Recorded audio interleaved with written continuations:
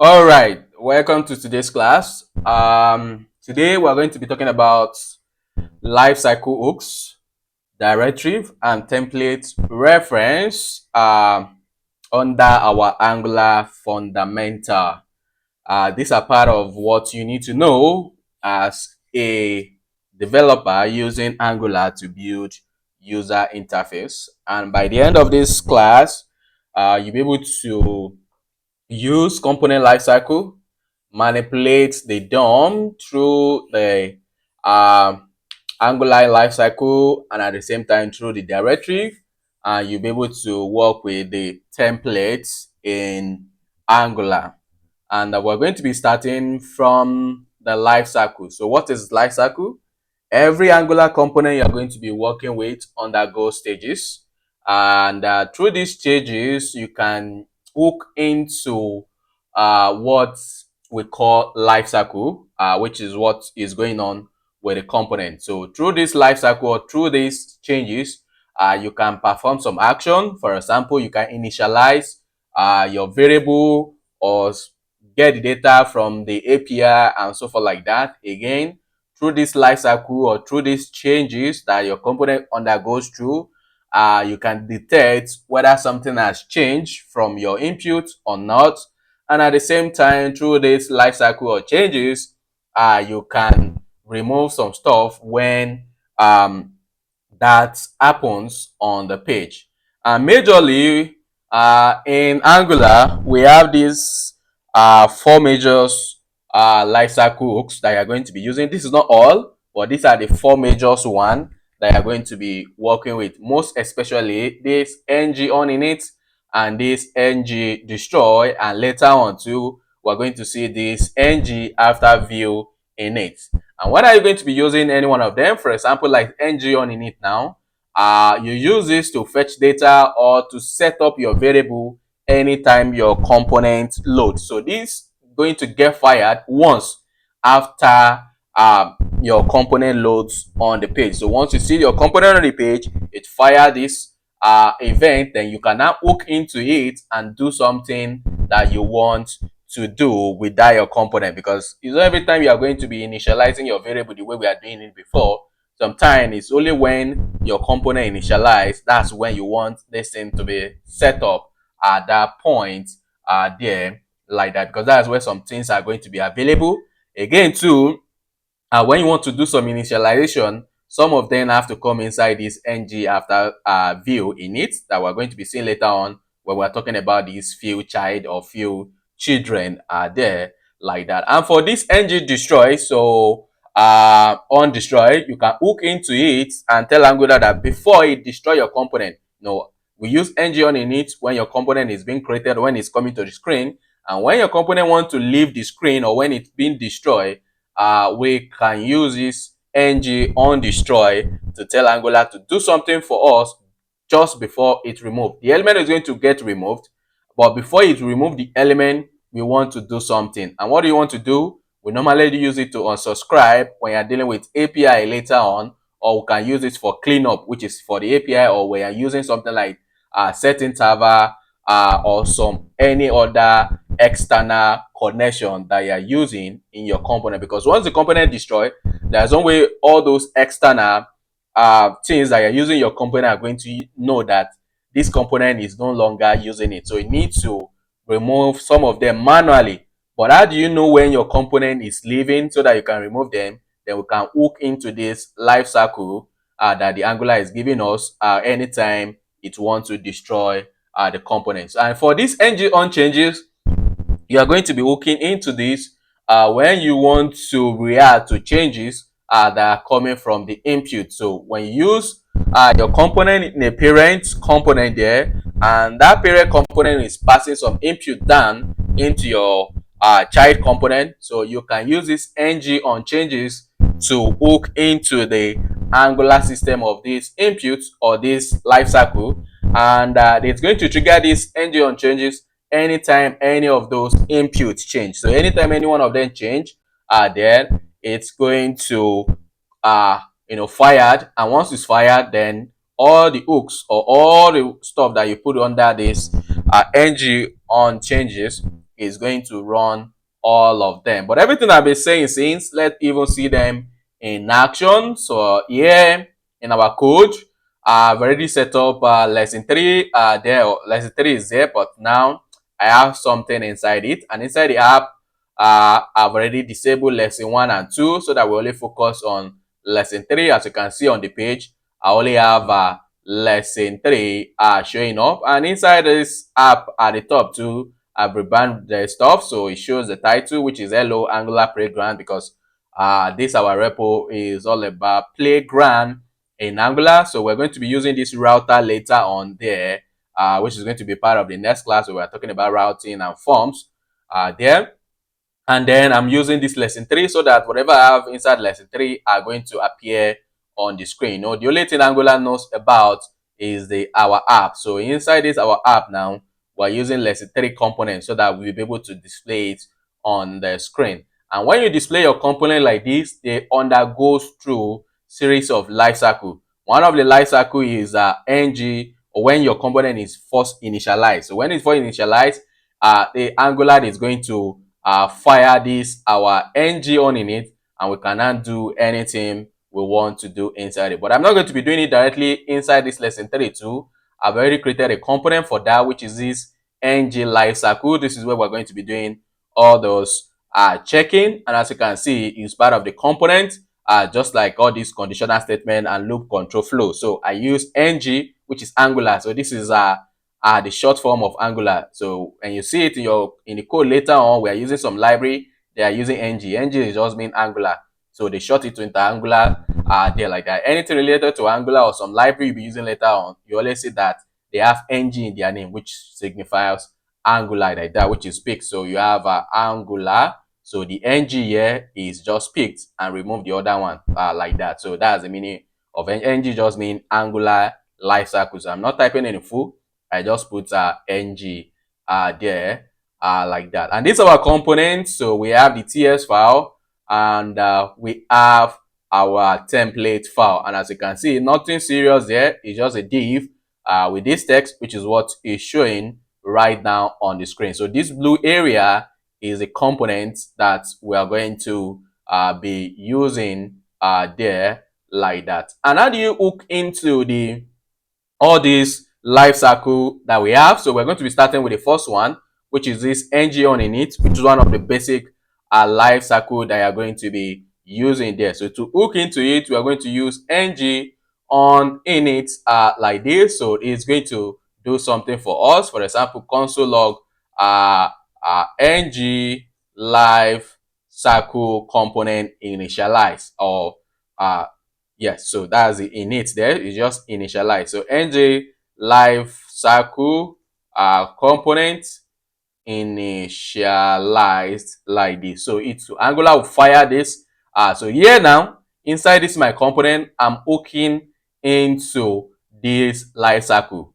And this life cycle will happen when Angular create this our component and it's get to the screen. So the first time this our component is getting to the screen, that's when Angular is going to fire this our ng on init. And once I go back to the screen, as you can see, the console log is happening at this place. So let me reload.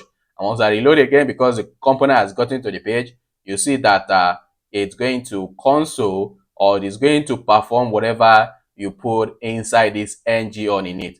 But we don't do it directly like this, because in TypeScript, not even in Angular right now, because Angular is using all the features of TypeScript. So we have something called interface, and Angular creates interface for all this method. And what is interface? You can think it as a type that we've talked about, but your class can actually implement interface. So here, for example, I can just say L like this, which is my interface, and from there I just said print like this. And what am I doing here is that I'm going to have interface. The name of the interface is iLife like this.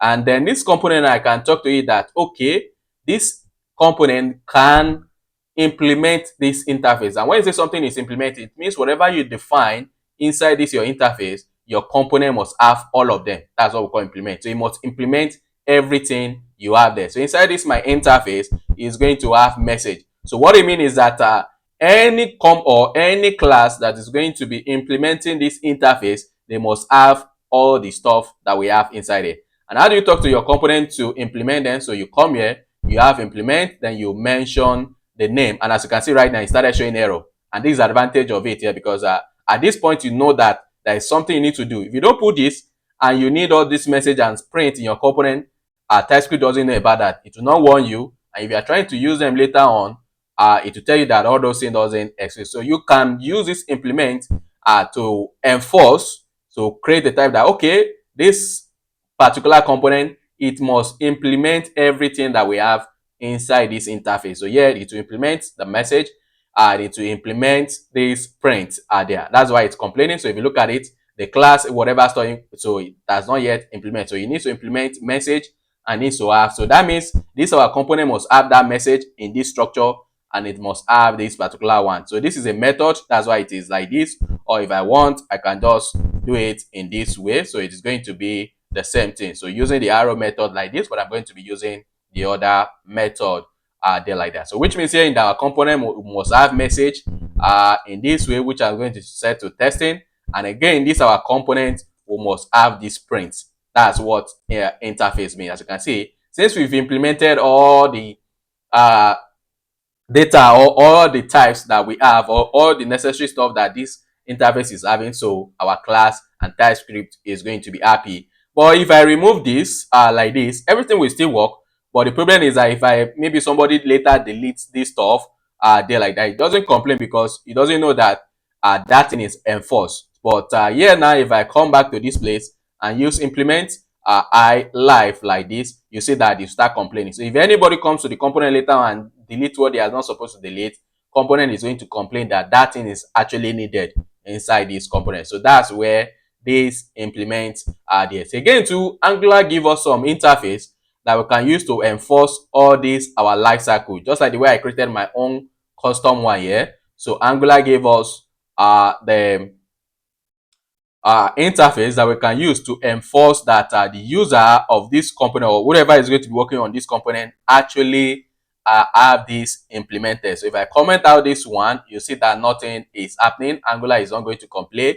TypeScript is not going to complain, rather there. But here now we can just talk to Angular that we need to implement, or we need to have that, which is going to be ng on in it like this. So this is on in it like this. So here now, as you can see, it will start complaining. So this is the interface, and this interface, once we go there now, as you can see, to tell us that we are not implementing, or this is missing. So in order for this thing to compile, we need to have these things set there like that. Usually mostly you do this, but it's always good that you do it, so that in case you are coming back to this your component and there's a lot of things inside this component later on, if there's any mistake of deleting this one, your component is going to quickly tell you that something that you need in this component is missing. So it's just a way of enforcing that we are defining what the interface is expecting there. So it doesn't care about whatever you are putting inside. What it cares about is the definition of the function or the method that we have. As you can see, we need to inside the interface, or on in it, we need to have this particular method. And I told you it can be arrow like this, or it can be this method like that. So here I can have test in this way. So void doesn't mean that this function that you have here doesn't need to return anything. That's void. But if it needs to return something, then I can pass what that function needs to return in front of it. But most of the time, all these method doesn't return anything. They will just carry out the action. So that's why it is void. So it can be like this, or it can be in this way. It's going to work. And again, we don't need to be defining this one ourselves. We don't need to come here and come and be doing this. Angular already give us the interface that we can use. And the same thing too for every other lifecycle hooks that you are going to be hooking into later on. They have their own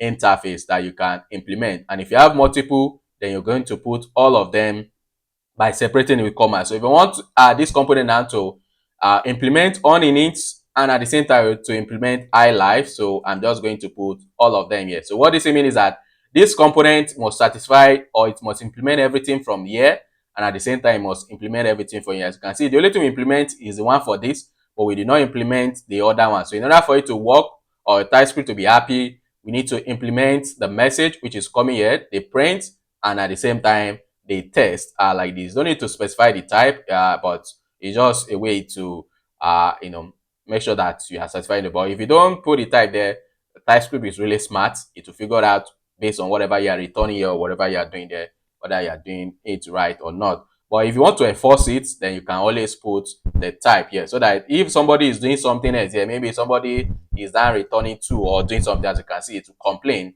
at that point. But if this thing is not there, then it doesn't enforce it like that. So it's just a way of enforcing what is going on in this our component. So I'm going to save it there. But the major thing here is that we are now hooking into the ng on init life cycle there. So this one is going to get fired when your component is getting to the screen. For example, now going back into my lesson 3, as you can see, I already have this. Let's say I already have this app ng lifecycle being used inside it there like that. Let me see if go into lesson 3, but I want to condition that stuff because I don't want it to show like that. So I just want to do show life cycle component like this, which is going to be false by default. And now in this place, what we can do is that if show life cycle, that's the only time it's going to show. We've talked about all this one before. So the only time you see this component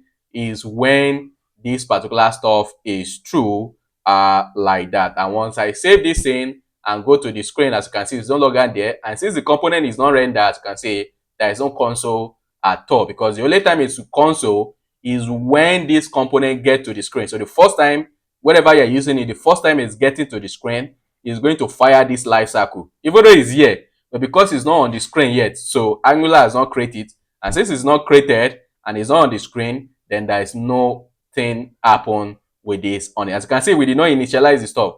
The only time we want to initialize some variable is when the component get to the screen the first time. You can see this message now. All this one has already been initialized to testing, but there's some there's some variable that I want. For example, live is going to just be string right now, which I don't have any value for like that. So yeah, I can just keep short TypeScript so that it doesn't complain that I've not put any value. So you only see this in the code base too later on there, but I don't like to use it like that. It's always good that you give a default value, but most of some time you only want to initialize the stuff inside the hooks, so you can take TypeScript to shut up at this point that it should not do anything. Or a better way of handling this stuff is by just saying null like that, and you set it to null. So which means at this point this thing can either be string or null, and currently we don't have anything, so I'm setting it to null. So this one makes sense compared to just shutting TypeScript that something is already there,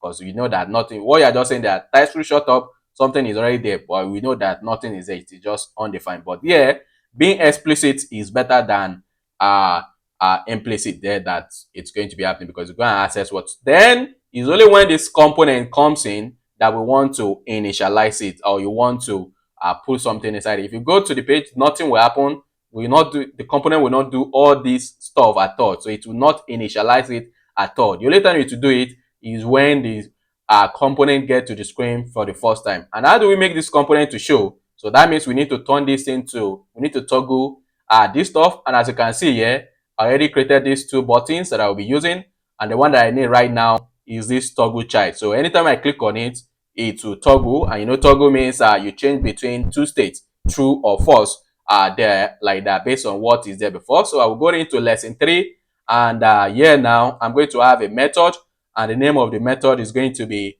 toggle. So it's going to be toggle child like that, and inside this place is just going to reverse whatever we have. So whatever we have there before, we just negate it, which is something I've already explained. So when you have not, not true like this, that means it will go to false. It will give you the opposite. And while not false, then it will give you true. And that's what we are doing here. So if the value here is true and you negate it, it will turn into false. And the value there is false, then if you negate it, then it turn into true. Then we are setting it back there. So we need to bind this in into our component. So here we just need to come here. So anytime it is clicked, what do we want to do? So we want to call this our toggle child. So I did like that. So going back to the screen, as you can see, there is no console log at all like that. But once I click on it, as you can see, the component comes in for the first time.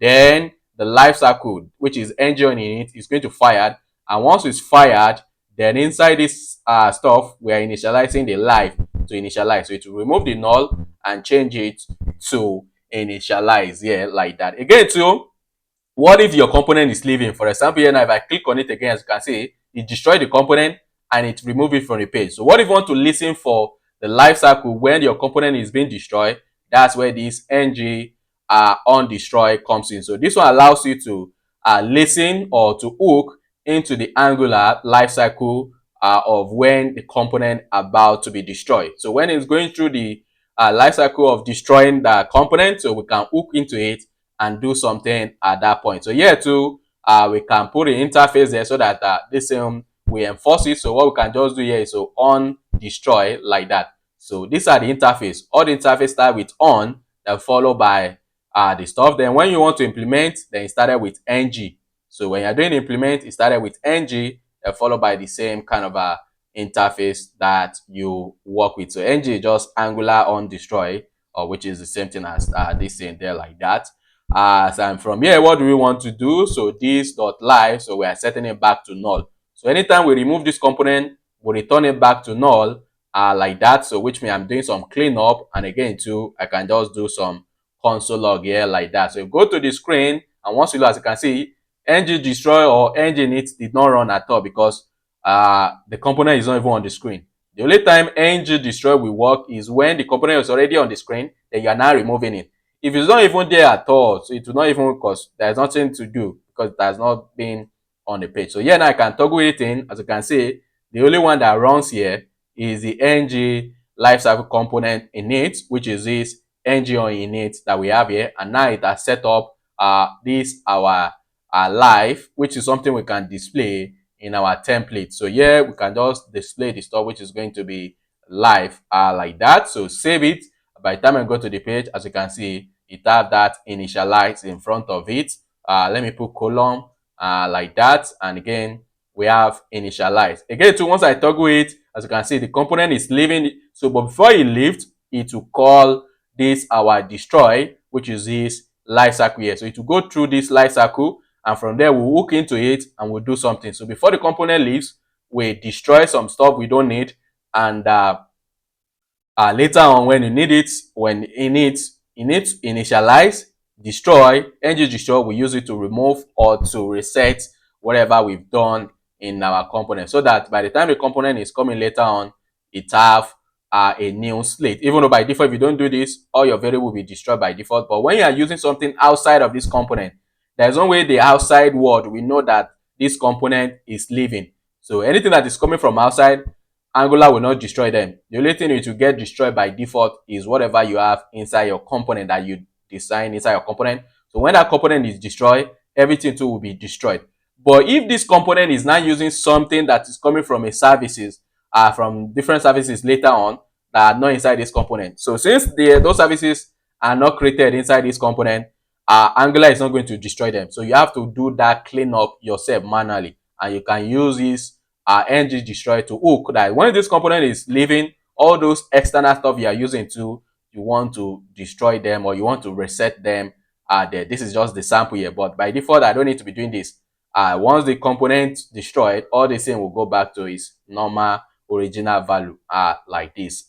So if you change this later on and you later use the component, everything will go back to testing null and so forth like that. So these are the two majors, one that you are going to be listening for like that. But what if you want to listen for when any inputs are changed? So here, for example, I have input here, which is going to be count, which I'm setting to 0 by default like this. So what if you want to listen for any changes from this input, like anytime there's a changes, anytime there's a bind or there's a changes to this our value here that is coming from input, we can listen for that one too. And in order for TypeScript to enforce this, so let's implement the interface too, which is going to be on changes like this, as you can see, to tell us that we are not implementing ng on changes. So we can just come here. We normally move this ng destroy down, but if you want, you can move it anywhere you want on the page. But I'm just going to move them closer like this.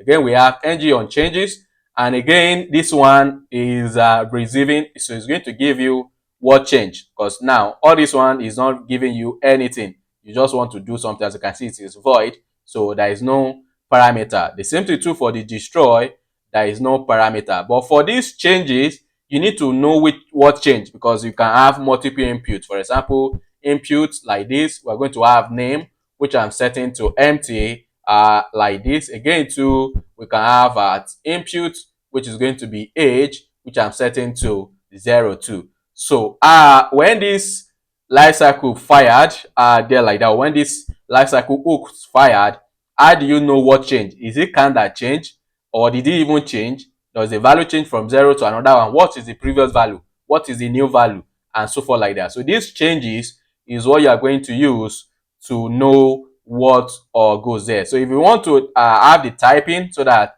you're always going to have TypeScript supported there like that, so you can use this simple change in this way. So when you just say dot, this thing is going to give you some which is the property here, because and all this property name here, they are just all the property, because types Angular doesn't know all the inputs you are going to be using, but whatever input you define, all of them are going to be available here. So if I need a count, I just need to use count. But on this count, it's going to give me access to all the previous value and the current value. But let me just console log everything that we have. But once I go to the page, so toggle the component, as you can see, it did not fired.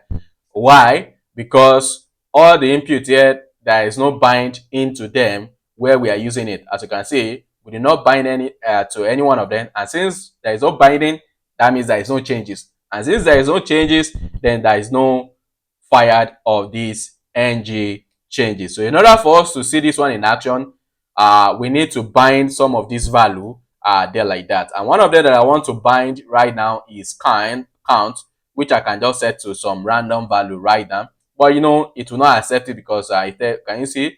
Because this needs to be number. So in order for it to be number, we need to bind it in this way, so that it will convert this one to value. And again, to have already defined this thing already inside our lesson 3, as you can see, I call it count, but it doesn't need to be this value. So if I want, I can just say this is going to be lesson 3 count like this, so that we can use a different name. It's not a must that you use the same name like that. Then yeah, that means this is what we're going to pass. But from the life cycle itself, the input is count, and from the parent that we are passing it, we call it lexicon, which is coming from HTML. The reason why it is here in the template or in the TS file is because I will be able to change it anytime I click on this. And where do we need that? So we need to bind into this click, and anytime it is click, we always generate some random value. So if you look at it here, I have this math.rand, and inside this math.rand, I have this math.random multiplied by 10,000. So this underscore here is a way of you separating thousands in JavaScript. It's not a must that you put it there. You can put it like this, but when you put underscore, it make it readable when you have a long number there like that. For example, if I have 1 million, it would be nice if I just separate all those thousands by this in there like this. So you can see it's kind of easier to read. You just can think of it like comma, but you cannot use comma in JavaScript, because comma is doing something else. So you cannot use it in between number. So this is what you can now use to separate your thousand. So this is going to generate a number between 0 and 1. And this bracket means it's not inclusive. So I'm a mathematician, so I study mathematics. So we have been taught all this in school. So when you have it like this, so they are different in math. So when you have this, it's not the same thing. All of them are not the same like that. So this one, there are different ways of telling you what this is a number between 0 and 1, but it's telling you whether this 0 and 1 are inclusive or not. So if there is a bracket like this, we call it open, like that. We call it open. So which means it's not getting to this edge. So which means 0 and 1 is not included. But once you have it like this, we call it close in math, but here it just means that this 0 and 1, they are included like that. So it can get to 1 and it can get to 0. So here it cannot get to 0, but it can get to 1, and here it can get to 0, it can get to 1 like that. So, and that's what this random is doing. So in JavaScript, to get some random number, it's not really that random, but it's just mimicking it like that. So as you can see, every call to random, it will be generating a number between 0 and 1. It will never get to 1. So as you can see, 8, 9, it can never get to 1. And again, too, it can never go less than, or it can never get to 0. What you only get is 0 point something something. So, but instead of me getting all this value, I'm now multiplying by something to normalize it. So what I'm doing here, I'm normalizing the value between 0 and 100. You know, the maximum is 1. So when anything multiplied by 1, you know, it will always get to that number. But you know, we can never get 1. So that means we can never get 100 too. It will be a number between 0 and 100. And as you can see, every time it will be generating a number between 0 and 100. So this is 93, so forth like that, depending on the number of this thing you have there like that. And that's what I'm doing inside that place, so that we can have some random value for our count. But yeah, the 1 million is really much. So what I'm going to do is just to reduce it to 10,000. So like that. So 10,000 in this way. But it's not a must you put the underscore there. But I love to use it when I'm separating a long number there, so that it's easier to read. So, and inside this our life cycle now, we can actually use it there. So in front, what we can just do here is to put our count like this. So save, and by default there won't be anything on the screen. So when we toggle, as you can see, the count is 0. And as you can see now, since we've passed, in this our lesson 3, since we've passed our input there from the parent, it's going to fire the changes life cycle, and whatever you are doing there, it will come. As you can see, so since it's only counts that we pass, as you can see, it's only counts that is available. Even though in our life cycle we have the input for count, name, age, but the only one that Angular is says that has changed is just this count, because that's the only one that we see that has changed. That's why it is bringing it out. And for each one of them, it has this simple change. The simple change is just object. So whatever name of your input is what you are going to be accessing here, and it's going to be object, and that object is going to have the current value that you have and the previous value, again, to tell you whether it is your first change. This one now, if I update count, you can see now it has changed. So you can see it fired it again, and once it's fired, can you see now? So it's not telling us that here the previous value was 0. So if you still need previous value, you can pick it up and do something with it. But the current value, which is what we have right now, is this. But and again, it is going to tell you whether this is the first time you are changing it. So you can see here it is true, because that's the first time. When we pass it for the first time, it fire it, and you're going to know whether that is the first value that was being passed. And again, to here, there is no previous value at that point there like that. And now the second time it toggle, it gives us the current value, which is the latest one. It gives us the value that is there before, and it tells you that this is done. Again, if I toggle it, as you can see, it's down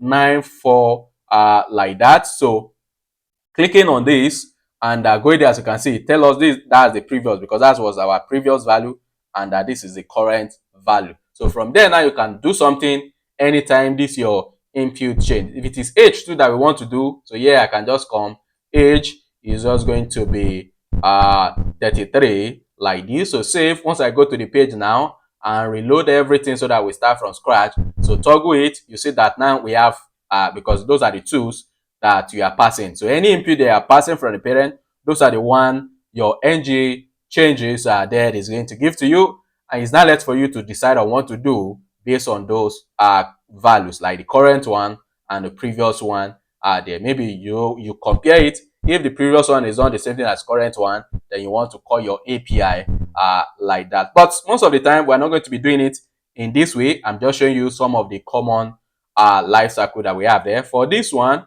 we can't use it right now because we need to use it with this our decorator. You can see that our edge changes is working with input decorator like that. So this one too, it works with another decorator, which is known as this view child. But once we get there, we're talking about this ng after view init there like that. So we really spend a lot of time. So this is how the life cycle works. So you can implement them so that TypeScript can enforce in case any one of them is missing. So if I comment out this one now, you see that I to start complaining because I did not implement it like that. But if you don't want this thing, just remove the implementation here too. So you remove this and you remove this one too, then everything will keep working the way you want it to work like that. So this is how this thing works.